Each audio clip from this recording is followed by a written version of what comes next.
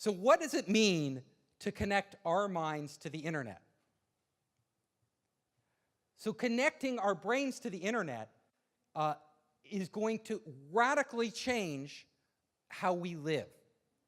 And not just how we live, but how we view ourselves as human beings. So the first thing we'll probably want to do is all of you and everybody else will want to download information, like that rat.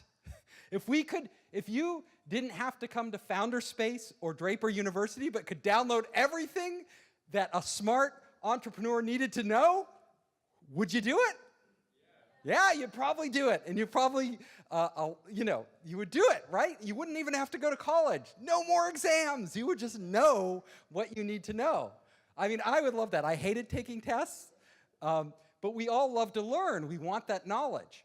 So the ability to do this, the ability to download information, that is like what the military and other people are that's their holy grail.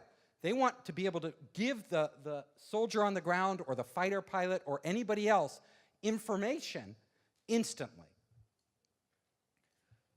The other thing you could do is without verbalizing anything, you could literally start to communicate with other people. So my lecture, we could all be standing here silently. And I could just be communicating it to you. I could be talking, you would talk to people, you could literally have conversations with people without ever getting on your phone anywhere in the world. You know, goodbye WeChat or Google Hangouts. We could all just be on our brainwaves, right? Communicating with our friends. They could be dropping in on us.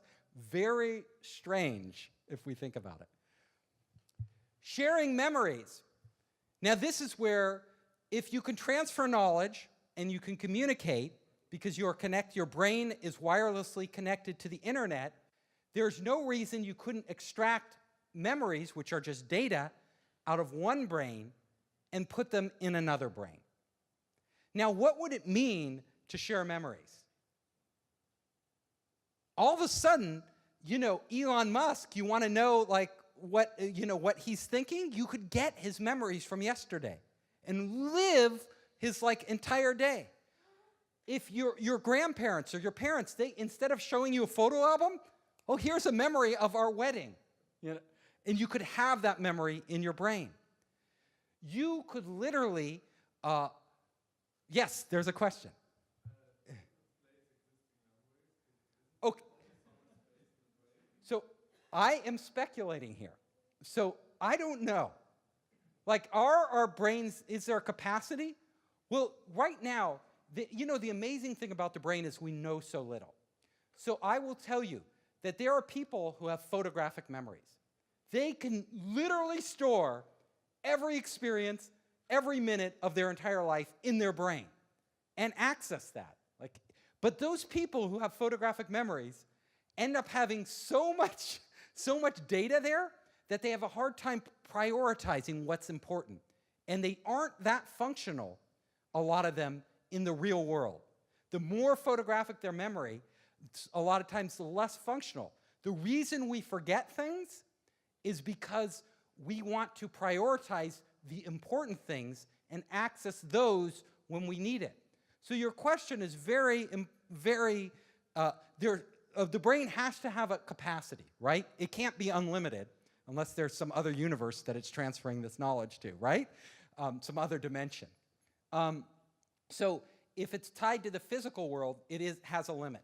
But apparently the limits are much higher than most of us believe, because most of us forget most of the information in our brains simply to make it easier for us to function in the real world.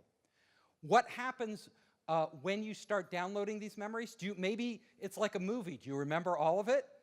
Maybe not. Maybe you experience it and it becomes like a movie. You might just remember the highlights of what you experienced. But if you're looking at connecting our brains to the internet, one of the things we'll be able to do is we'll be able to outsource functions of our brain. So we'll be able to upload our memories to the cloud. So let's say you want that memory forever, right? You're like, it's automatically probably being stored in the cloud for you without you thinking about it. Just like these automatic backups on your computer, everything, there's a copy, and there's redundancy, and there's like many versions. And so your experience, you could access it later. And they have a Black Mirror episode, I don't know if you've seen it, which is all about this, right? A really cool episode, where, you know, you could replay any memory you have. Definitely, if our brains are connected, that would be a possibility for something that could happen. You could outsource processing power. You know, some of us, you know, calculations and things like that. You know, we look at a spreadsheet, and a lot of us, some people can instantly, like some people are savants, you know, they can compute pi to the 100th digit, and they can run math in their head, very complex equations. Other people have a lot of trouble with that, like me. I can't do those amazing math feats. But if we're outsourcing the processing power to the cloud, yeah, all of us could be geniuses, you know? We look at some real complex integral problem, you know, and it's just solved for us by thinking about it, yes.